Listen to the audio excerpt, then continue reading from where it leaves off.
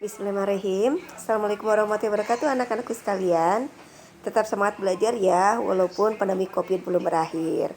Selamat bertemu kembali dalam pembelajaran IPA kelas 9 semester 2 pertemuan kedua. Pada pertemuan kali ini kita masih membahas tentang kemagnetan dan pemanfaatannya dalam produk teknologi. Apa itu magnet?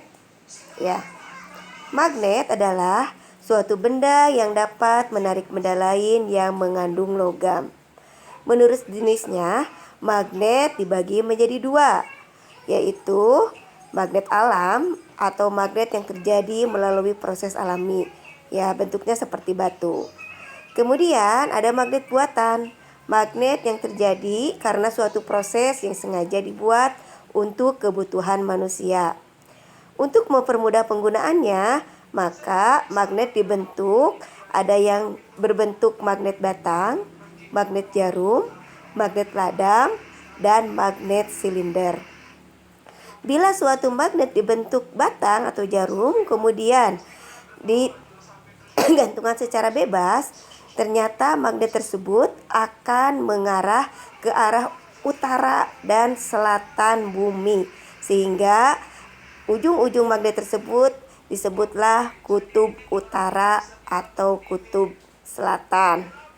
Jadi ujung-ujung magnet selalu mengarah ke arah utara dan selatan. Dan ujung magnet ini juga atau kutub magnet ini juga merupakan bagian magnet yang mempunyai gaya tarik terbesar. Tidak semua bahan dapat ditarik oleh magnet. Hanya benda magnetik saja yang dapat ditarik oleh magnet. Sedangkan benda non-magnetik tidak dapat ditarik oleh magnet. Apa contoh benda non-magnetik? Contohnya kertas, plastik, emas, dan lain-lain. Berdasarkan gaya tariknya terhadap magnet, jenis benda dibagi menjadi 3 macam. Yang pertama, benda ferromagnetik, yaitu benda yang dapat ditarik oleh magnet dengan kuat. Contohnya besi, baja, nikel, dan kobalt. Yang kedua, benda paramagnetik, yaitu benda yang ditarik dengan lemah oleh magnet. Contohnya aluminium dan platina. Dan yang ketiga, benda diamagnetik, yaitu benda yang ditolak oleh magnet. Contohnya emas, seng, dan garam dapur. Magnet alam itu sangat sedikit. Untuk memperbanyaknya, ternyata manusia dengan akal pikirannya bisa membuat magnet. Cara membuatnya, pertama dengan cara menggosok.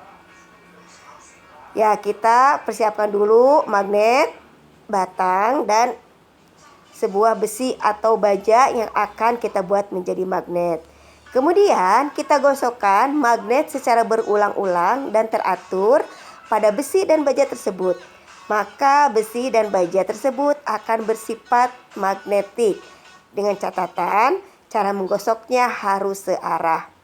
Cara membuat magnet yang kedua yaitu dengan cara induksi, didekatkan.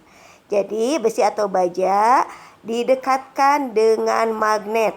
Lama-kelamaan ternyata besi tersebut akan bersifat menjadi magnet atau bisa menarik benda lain. Yang ketiga, dengan cara dialiri arus listrik atau elektromagnet.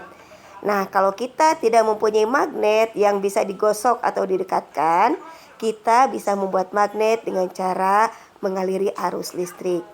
Siapkan sebuah paku yang terbuat dari besi, kemudian kalian lilitkan tembaga atau kabel dan hubungkan dengan sumber tegangan. Lama-kelamaan paku tersebut akan menjadi magnet. Nah, dalam penggunaan dalam kehidupan sehari-hari, elektromagnet ini banyak kita gunakan misalkan dalam saklar otomatis, dalam bel, dan dalam telepon. Magnet yang kita buat itu bersifat sementara, yang lama-kelamaan akan hilang dengan sifat kemagnetannya.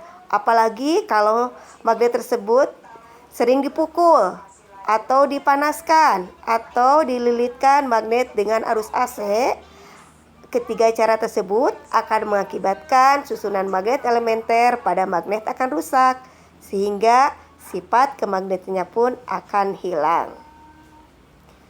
Kalau kita mempunyai sebuah magnet batang dan serbuk besi kita taburkan di sekitarnya, ternyata ini akan membentuk pola seperti ini. Nah, yang ada serbuk besinya itu disebut medan magnet.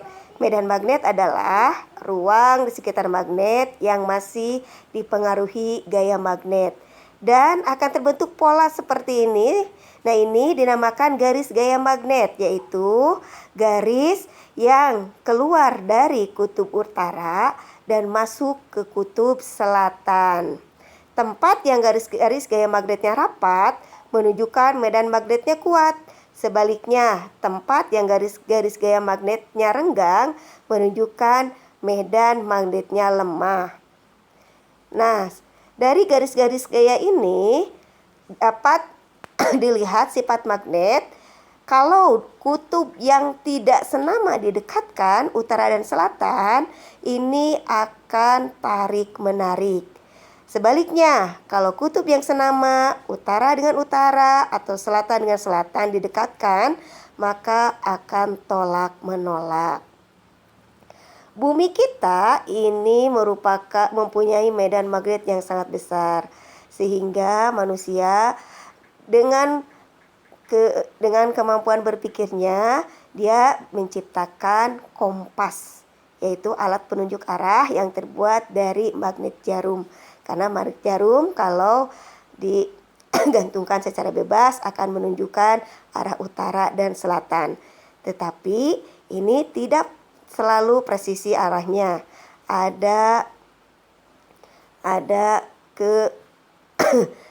penyimpangan ya. Ada penyimpangannya ini, ada yang disebut penyimpangan sudut deklinasi dan sudut inklinasi.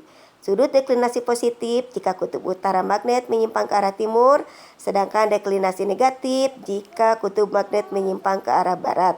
Sedangkan sudut inklinasi adalah sudut yang dibentuk magnet jarum dengan garis horizontal. Inklinasi positif jika kutub utara menyimpang ke bawah, dan inklinasi negatif kutub utara menyimpang ke atas.